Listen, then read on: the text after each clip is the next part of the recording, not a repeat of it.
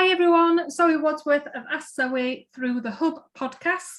And if you are a regular listener, you will know that we bring a business topic to you every month through the Hub to help you overcome your challenges in business with business development and a strategy focus. So we have talked about this in previous sessions, touched upon the topic of sales, but because sales is such a big topic, we thought we would dedicate a full episode to the topic with sales within your business and how to overcome challenges that you may face. So today I've invited the lovely Mike Hardcastle, and he is here to explain exactly what Mike does. So Mike, just introduce yourself to our listeners. Hi Zoe, thanks for the opportunity to talk to your listeners today. My name is Mike Hardcastle. My company is Novalead Limited. Novalead is a corporate training organisation.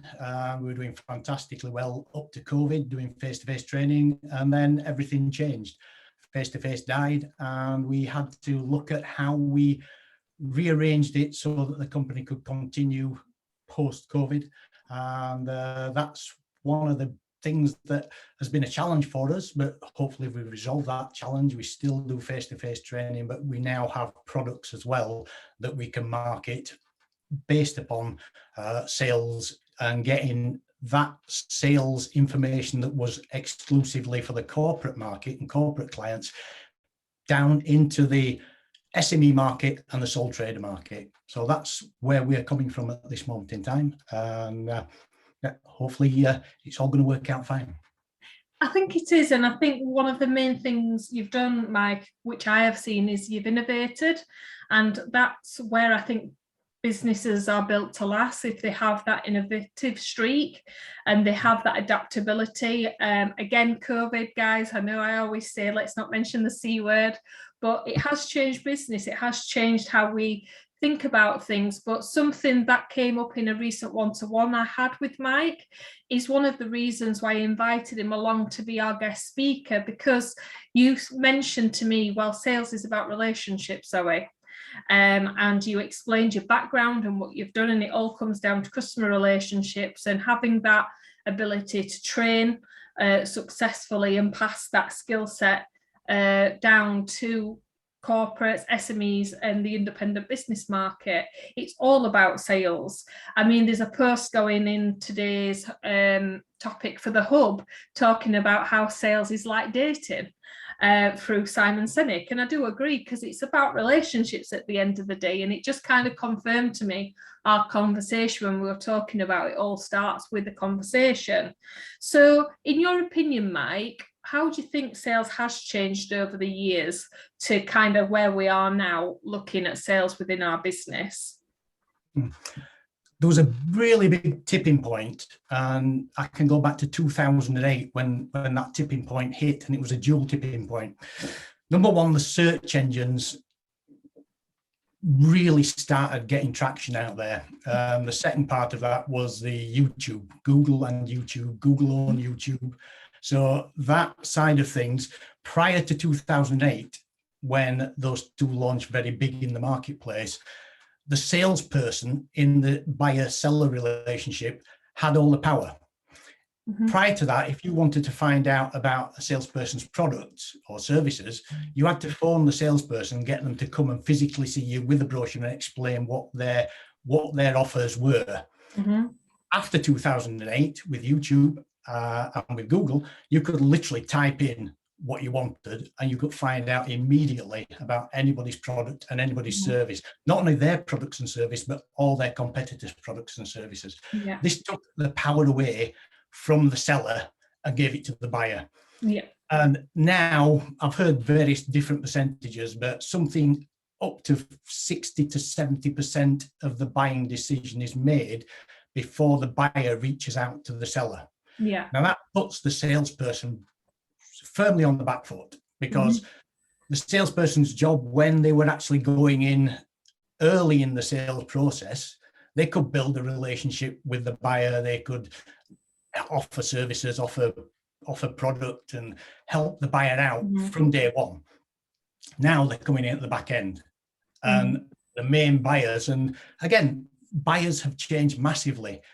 back in the day, the buyer wanted to see the salesperson. Now the buyer predominantly wants to actually buy on a self-service basis. They do not want to see salespeople.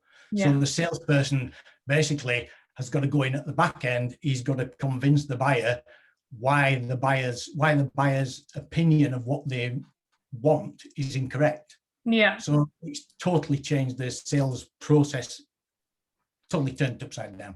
Yeah. And this is where the challenge comes in with selling in the 21st century.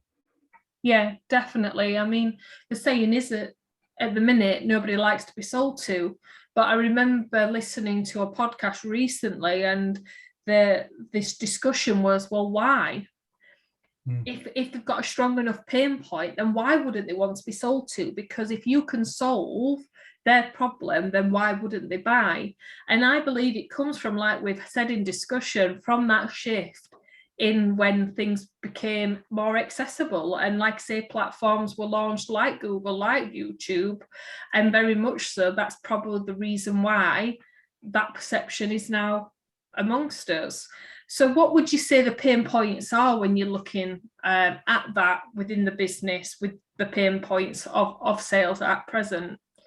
We've identified about 14 or 15 main pain points, but just to take the top 3 pain points from a training aspect, if you are looking at having sales training done, or even leadership or quality or communications training, doesn't matter, within your business, the pain points are really the same. The main one is the forgetting curve, and we've discussed this. Yeah. That the Eddinghaus forgetting curve, you forget 80% of what you've been taught within 24 to 48 hours. Yeah. So really, unless you're actually following that training up with and reinforcing that training over the period of time, then a lot of the training is not wasted, but you're not getting the impact from the training. That's the main pain point, is a value for money. Yeah. How you get around it. The second one is really information overload. Someone gives you, I was talking to a mutual friend of ours this morning, who paid about £3,000 for a training course. And after the first part of the training course, the first 10 modules of that training course, she's not looked at it again. And the training course is so long and has got so much information in it, she just doesn't know where to start.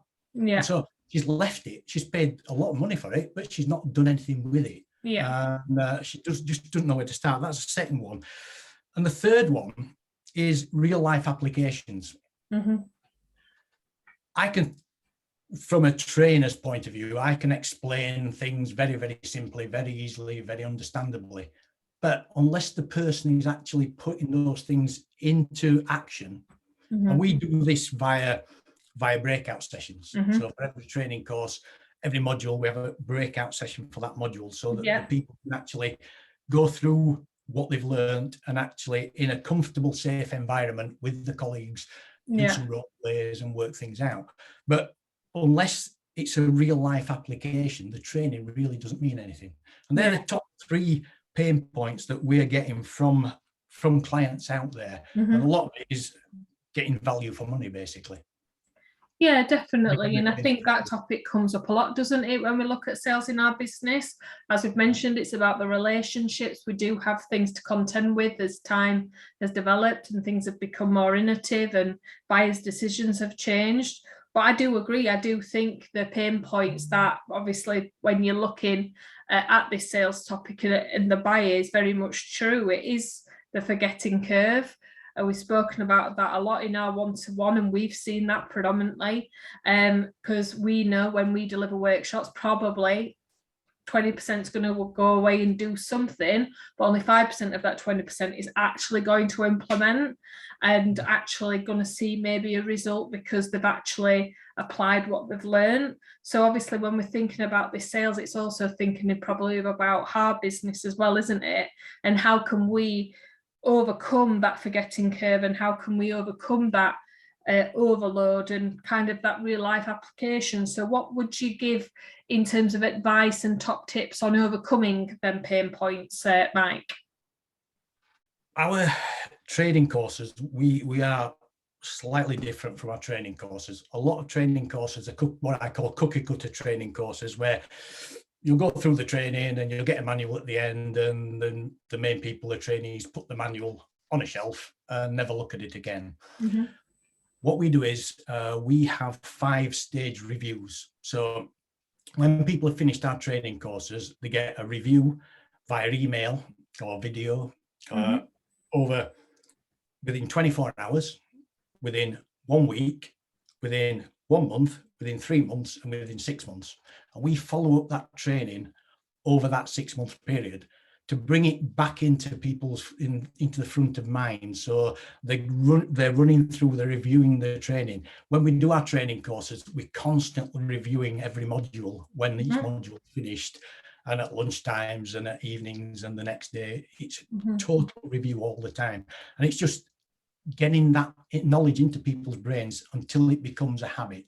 Yeah. So if you can make the training a habit, and the people then actually follow that up in the real world, then they'll start benefiting from that training. Yeah. But there's no easy answer to it. It is the easiest way of doing this is when the stakeholders of the business, the owners of the business or the managers, actually buy into the theory of the training. Yeah. If the stakeholder and manager's not bought into it, then totally they're wasting the time. Yeah. I wouldn't, if an owner of a business wasn't committed, yeah, I wouldn't bother. I wouldn't want to train their people because they're just wasting time. Yeah, but I think as well, when you relook at that within your business as well, when we talk about that topic of sales, you've got to be invested. You've got to ensure that they're meeting you halfway and the right customer for you and your business, and you're the right person for them to solve that problem. And then when you think about, well, how can I overcome and better my sales in business, thinking about these pain points and the forgetting curve, how can you create something in your business on a retainer basis to support them longer term rather than short term? How can you reduce that information overload and make sure that they're retracting? And if that is training that they need, then by all means, obviously that's my specialist area, but what is it that you can provide them and the additional tools, and ensure that it is real life for them, and they need that product that you're selling to them, whether that be training or whether that be something that you're selling in a product or service. So I think it's great when we have this conversation, Mike, that how you can overcome it in a training capacity is how we can overcome it in kind of a practical capacity in everyday life business, when you're looking at this topic of sales, which everyone kind of shies away from. I don't know if you agree. When people talk about sales, they kind of go behind, say this is a big topic of sales, and we hide behind it because it seems scary. And I think what you do is obviously make it more accessible. So explain what you mean when you talk about hard and soft sales framework that we've talked about before, because I also think that's quite useful for the hub members and those listening to this that might be wanting to improve sales within their business or training within their business. So explain what you mean about that. Right, the hard sales, and this is going back again pre-2008 into the last century, when I learned how to sell, it was all about technique. It was all about the buyer and the seller and the adversarial techniques and the way that they both tried to manipulate each other.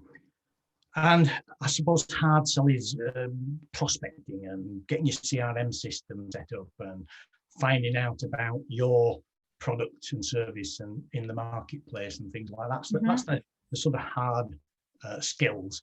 The soft skills are the important ones. The soft skills are building rapport, and most importantly, building trust, because trust is the number one commodity in business. It takes time to gain and earn someone's trust. It takes seconds to lose that trust. And you can lose that trust by saying the wrong thing, by your actions not being congruent to what you're saying. And so trust is it's the number one thing in sales. And it's the number one thing we focus on, whether it's communication skills, sales training, operational quality, or leadership development that we're actually training. All of them, you need that basis in trust with the person that you are actually interacting with. Otherwise, you've lost from day one. Yeah, I agree. And I think that's why I wanted to touch upon it, because I agree. And it was something I'd never heard of it called like hard technique or soft technique before within sales, but it is very much true, isn't it? I mean, guys, if you've listened back into the podcast recordings, we've actually touched upon CRMs before, and we've talked about kind of prospecting and how you do that more effectively. So do watch back some of the episodes previously if you want to learn more about that. But it's nothing without the relationship and without the trust and the building the rapport element. And I know that's how we originally set off in conversation with our one-to-one, learning about each other's backgrounds and learning about the trust and kind of the customer elements. That's our business, and it all starts with the customer and the relationship that you build with them. But 100%, if you don't have trust, guys, you don't have that sale, and you don't have that kind of relationship with the business. And some may disagree. Some may say, well, no, my sector's not built on trust. It's built on buying a product. But they have to trust you're going to deliver on that product to buy. So even if you're an e-commerce business or you are more product rather than service delivery, I can guarantee you people buy from people, and it's so important to learn your soft techniques as well as the hard techniques, and getting kind of the infrastructure and the framework right. But people buy from people. People will buy from you because they trust you, compared to a competitor that may offer the better price, but because they don't trust them and they don't buy into them, they will go to where they do. So it's just really important to understand how integral that is within your customer relationship and when you are looking at sales in your business. So touching upon that, Mike, what would you say are your top tips for those in business when looking at this topic that we've covered so far today?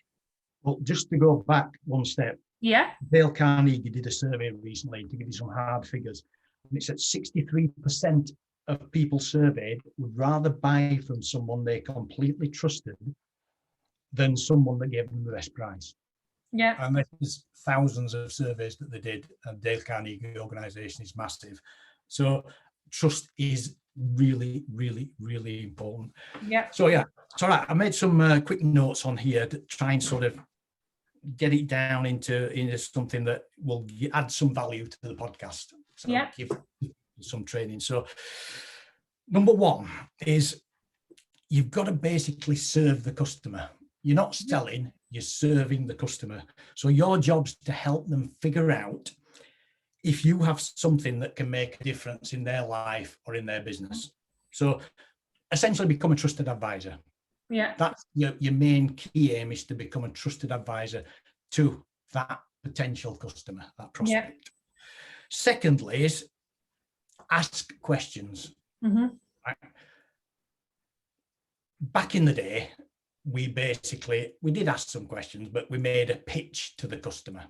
Pitching just doesn't work anymore. It's outdated. People don't want to know it. They aren't being sold to, and they switch off, as we mentioned earlier.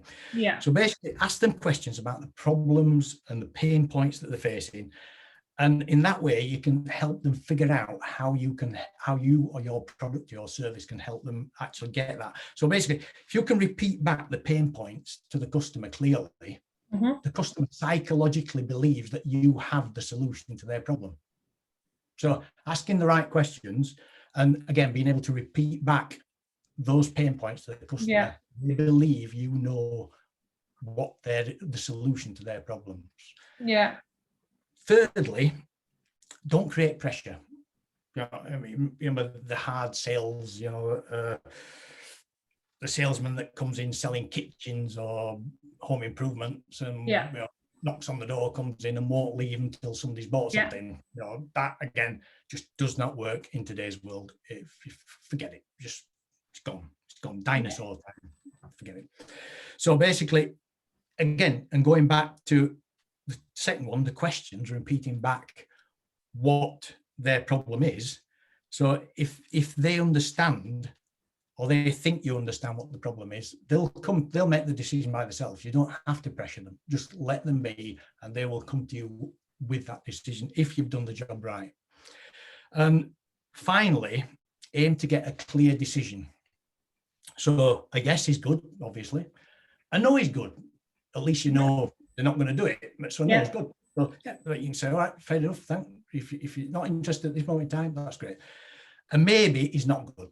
So when you get a maybe, you've got to dig a little deeper. And one of the best techniques I've found out for a maybe is, just out of curiosity, what would need to happen for you to make a decision? Now, in saying that, just out of curiosity, you're not being aggressive. No. But you're digging that little bit deeper, and the client then can either say, well, is the real reason I'm not moving forward? Or, yeah, you're right, there's nothing to stop me moving forward at this time. You might get a decision. Then that little technique, just out of curiosity, what would have to happen for you to move forward or make a decision now? Or what's stopping you making that decision? So they're 4 little techniques that people can use that, again, apply all the soft sales rather than hard sales, and will help you get a decision out of a customer or take a prospect the next step. Yeah, I agree, because when you were sharing them top tips, I was making notes, because it's even when you said serving the customer, I remember being in a conversation just last week, and he asked me, it's a new prospect customer going to see how I could help him make a better impact within his marketing. And he was having a chat and he asked me to do something and quote him. I'd never been asked to do that before. And I asked him why he would ask myself to do it when he could just, and basically it's videography. And I have been doing some collaborative work with a videographer in helping them interview so they can create a better impact in their videos, because they're very good at the tech, but tends to be tech businesses don't tend to be the best at conversation. And I found that with different customers I've worked, and it's not the case for all, but for this company it was. So basically they packaged me in their product, but this customer wanted to speak to me and asked me for additional services in that area. And originally I thought to myself, that's not really what I do. But then I sat back and thought about it, and actually my reply was, trust. You have trust with me. It delivered on expectations, and you want to continue and more. And that is me being the expert and being the trusted advisor and having the relationship with the customer. And it's about relationships and communication, about making an impact. So we're going to make a better impact with this next series of videos they're considering. So even though sometimes you think, oh, is actually that myself? Are you speaking to the right company that can solve the problem? Just ask more questions. Like Mike has said, ask the questions back, repeat the pain points to make sure you've got absolute clarification that you can deliver on them pain points and you are the right fit for the customer, because that shows you that you're not chasing the pound, you're looking after the customer. And again, as you've mentioned, rightly so, that's what it's built on, through trust. And also allowing them to make that clear decision, and you're confident in that clear decision. But love the top tip on the maybe, because I think sometimes in sales, in business, we are faced with that objection a lot. For example, I'll say to my customers, the 2 main objections I get are time and price. So I have an offer in my business that overcomes time, and I have a method in my business that overcomes price. Not saying I do it for free or compliment or I discount my price, but I have an option and I have payment plans if it's more suitable, but they come with an interest rate and they come with terms. So again, you've got to protect your business if you are offering that increased flexibility. So there is always an option, and you really get to know the route to the objection with that maybe question. So I love that. So I hope you found use out of this session today with our podcast expert, Mike.